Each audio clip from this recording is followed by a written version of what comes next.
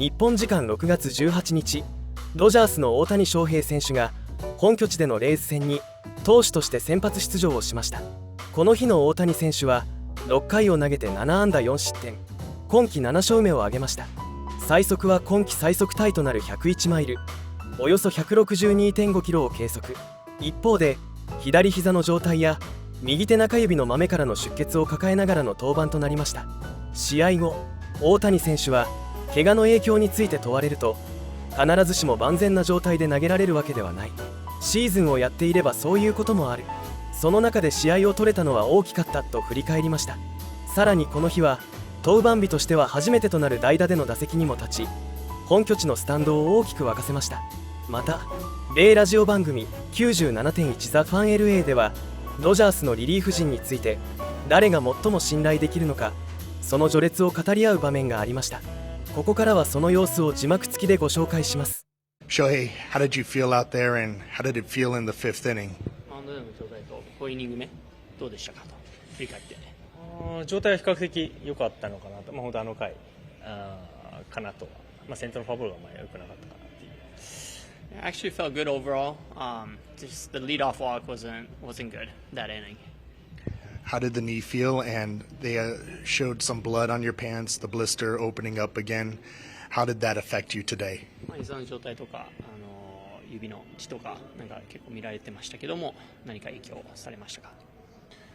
どうなんですかね、特に投げてるうちはあんまり関係ないかなとは思うので、はい、必ずしも常に万全な状態で 100% 投げれるわけではないですし、シーズンやってればそういうこともあるので、その中で、試合を取れたっていうのは大きかったかなと思います。It's just part of the game. There's not a lot of situations where you feel 100%, so I just took it as that, and it's big that I was able to, we were able to win a game like this. Is that what separates, pitchers like what you did today? You're not going to feel the best every time, but you have to find a way. How much did you compete through this today? 状態も 100% じゃない中、結構コンピートできたっていうか、そういう意味ではそういうピッチングが現れたんですかねと。そうです、全体の投げ心地も良かったですし、入るとしても良かったとは思うので、本当にあの回だけかなとは思うので、いいところもあったし悪いところももちろんあったしっていうゲームだったなと思います。Yeah, actually, I just felt good overall. It's just really that inning, that fifth inning, that I wasn't really too pleased. But aside from that, the stuff was good and felt pretty good overall. Was there any consideration with the need to not start today? And did you have to do anything differently from last week after the mechanics kind of led to it? 登板しないっていう可能性あったのですかと、その膝のことで、膝のそういうメカニクス的なところを修正しないといけない部分ありましたか？そうですね、動き自体は修正して入れたと思うので、そこはまず良かったですし、明日まだ休みがあるので、投げれる状態、なら特に回避することなく投げようとは思ってたので、最低限のなんていうんですかね、調整とゲーム内容だったのかなとは思ってます。Yeah, my every intention was to start today's game, so didn't really feel like that was going to be an option to not pitch. I did make some changes movement-wise that I think helped me for today. Back off of surgery. They are not going to rush things for Evan Phillips. He's looked really good when I've seen him throw a couple of different times. I've talked to him a lot this offseason about him just wanting to be a part of the World Series because, unfortunately for Evan Phillips, he has got that opportunity for both of these runs, dealt with injuries both years. They are hoping after the All-Star break to get him back. And here's the thing about Evan Phillips, man. He was one of the very best relievers in baseball 2 years ago. Dr. Filth, Honey Bun, Fireman Phillips. He was dominant. He's also the biggest unknown right now. He's the biggest unknown. We don't know what version they're going to get of Evan Phillips. If he looks, you said 80% of Edwin Diaz, right? Same thing applies to Evan Phillips. If he looks like 80% of the Evan Phillips that we saw a couple years ago, really is going to help this team. It kind of feels like found money. Like he's that found $120 bill on the couch or whatever. Like he's kind of found money because the Dodgers, I don't think, are basing their entire postseason bullpen on Evan Phillips. But if he's good, he looks like he did a couple years ago, they're definitely going to have a role for him. All right, this is the big one. This is the Number 1. D-Max highest level in the trust tree. You're in the comfortable branches. There's a beautiful bird's nest that's made of feathers. I mean, this is the spot to be. I would not only trust them with the keys to my house, with my passwords, I would trust them with my reputation. And that's what I'm doing right now. I'm putting them in tier 1, my inner circle, my blind trust, right? Alex Vesia, you saw today what he did.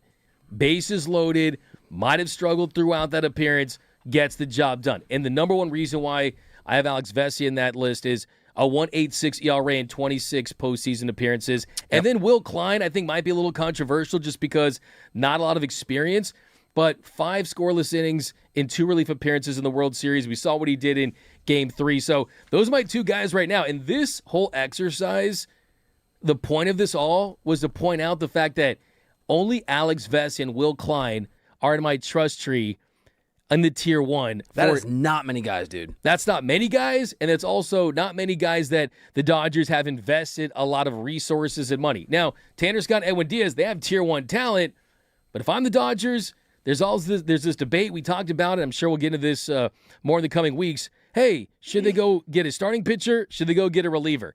I think you got to be fluid, and if there's a perfect world to get multiples, I think you get both. If I'm the Dodgers, I'm looking at Aroldis Chapman. Okay. I love it. Like we're doing possible additions. Oh yeah, possible. This is the other category. This is, yes. This is another tier. Yes. This is, you're not in the trust tree, but in the trust tree, way up at the top, in the inner circle is DMAC, and he's looking at other trees. Like, hey man, I might bring you over to this tree. Oh yeah, this is me. You want to change trees? Yeah. You want to get out of that bush that's called AAA and come into the tree? This is me down the ladder looking up at the tree house. Want to come hang out with the cool kids. Okay. Yeah. Aroldis Chapman. Aroldis Chapman. I think he's the guy. He's been dominant with the Red Sox. The Red Sox are probably going to sell again, and he does have a pretty favorable contract. He's probably just going to be under team control for 2026. He does have a vesting mutual option for 2027. The Dodgers did complete a deal for Aroldis Chapman years ago. He got into some legal issues. I remember that. There's been some time that's passed. Okay. And I think that if that's an obstacle, who's to say? But he has made it back. He's played and pitched for multiple teams since then.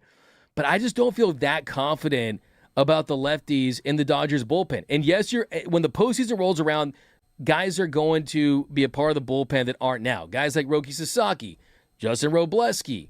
Who knows? If you go and get Tarek Skubal and you keep Tyler Glass now, maybe he is in the bullpen. So you were looking in the tree house in the fort, and you were looking for Aroldis Chapman. You also were just looking in the Dodgers starting rotation at a guy that I have never disparaged and I never doubted. Okay, yes I did, but he's been great, Mr. Eric Lauer, maybe. So Eric Lauer is impressing to the point where you say, wait a second, could we use him long term in that kind of role? It's really a possibility. has. No, he really has looked good. Yeah. Innings eater? I mean, would that be what would the role be? It'd be an innings eater, a mop-up guy. I mean, they're just, the thing is, if you're going into the postseason, Evan and Eric Lauer is in your bullpen, because he struggles early. He tends to struggle early. And he gives up home runs. And home runs can be the difference in a postseason series. But I'm telling you, Aroldis Chapman makes a ton of sense for the Dodgers. I know it's controversial, because I'll be honest with you, a lot of people do not want to see Aroldis Chapman in L.A. I wouldn't want him here. You wouldn't. It's your segment. It's your trust tree. It's not my trust tree. I would not want him anywhere near. It's your show, though. It's our show. Yeah, but you yelled at me earlier. Just saying, Do we man. have a clip of that yet? I'm just saying. We're editing. What'd you say? And then there's also another secret weapon. Can we play him real quick? Yeah, absolutely. River Ryan, a guy that's a big talent. A lot of people in the chat and in general Dodgers fans have asked for, and we had him on the show earlier this week because you booked him, because you know him, because you're the Dodgers guy and you're crushing it, and we love that here on 97.1 The Fan to bring you these kind of voices. And River Ryan, he didn't say that he's basically wants to be in the trust tree with Doug, but he basically did. There's a lot of mock trades, and it's really easy to get caught up in, what the media is saying and what other people are saying about where I may end up, but I definitely want to, be in the starting rotation for the Los Angeles Dodgers and pitch for the Los Angeles Dodgers, and in any role that they see fit, and contribute to winning another championship. That's really just my focus. I mean, the chips are going to fall where they fall. If I end up with another team, I end up with another team. But like I said, I want to pitch for the Dodgers and help them win another championship. And maybe the bullpen's a way to do that. It is, absolutely is, and he's got big stuff, and his stuff would absolutely, I think, multiply. Imagine if you are going 6 or 7 innings and you're throwing 100.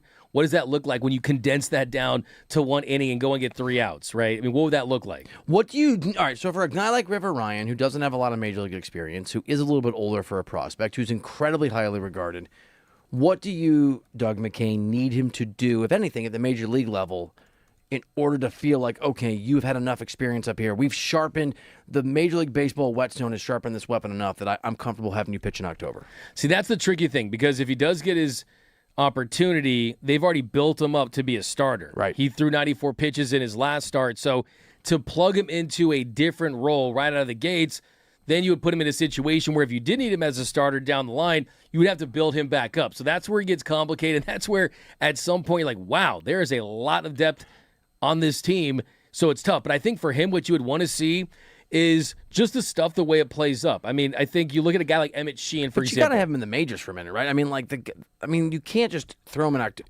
How much Major League experience this year does River Ryan need, whether it's starting or otherwise, to feel comfortable that he can come into a game in the 7th inning of Game 4 of an NLCS in the 8th and just be like, we need you to get a couple outs? There's no, I mean, like, there's other ways to look at it, too. I mean, look at Roki Sasaki, right? Roki Sasaki came up late last year after all the injuries, and they threw him in the bullpen, and he was really good. Yep. And I think part of the reason why he was really good was there was a lack of familiarity from other teams. They never faced him. There was no great scouting on him. So I think there's a way where you can kind of secret weapon River Ryan if you view him as a potential bullpen piece. I think it's unfair. I think it's borderline a kind of a slap in the face to River Ryan at some point if you don't give him his opportunity to start a game, which I'm sure they will at some point. You heard the tone. You asked the questions. He looked like he was itching and desperate to get up to the Major League level. And he wants to be a Dodger. Yeah. Like, you can tell that would he accept another opportunity? Sure, yeah. He said he wants to be a major leaguer, and he wants to be a Dodger. He wants to be a Major League Baseball player for the Los Angeles Dodgers. He does, and that's important to these guys. That's the same thing that Ryan Ward was saying, right? A lot of these guys, they've developed so much in this system, they want to experience that one more time. But this is a great problem to have. These are champagne problems. There is depth here. River Ryan is a potential option for this team. Big stuff. I could see it. I kind of want to see it later. Is there anybody? I know we got to roll and do some soccer talk, but like anybody else you want to throw in the possible additions before we rock and roll to something else? Brock Stewart is someone, if he comes back healthy, was great against right-handed bats. If he stays healthy, he's been good when healthy. Unfortunately, he basically can have his mail sent to the injured list because he lives there, right? I mean, that's the only problem with him, but there's a world where he could help this team. いかがでしたでしょうか。このチャンネルでは MLB で活躍する日本人選手の最新情報を中心にどこよりも熱くお届けします。専門家の分析や選手の生の声で観戦がさらに面白くなりましたら、ぜひチャンネル登録と高評価をお願いいたします。皆様の応援が励みになります。今回も最後までご視聴いただき本当にありがとうございました。それではまた次の動画でお会いしましょう。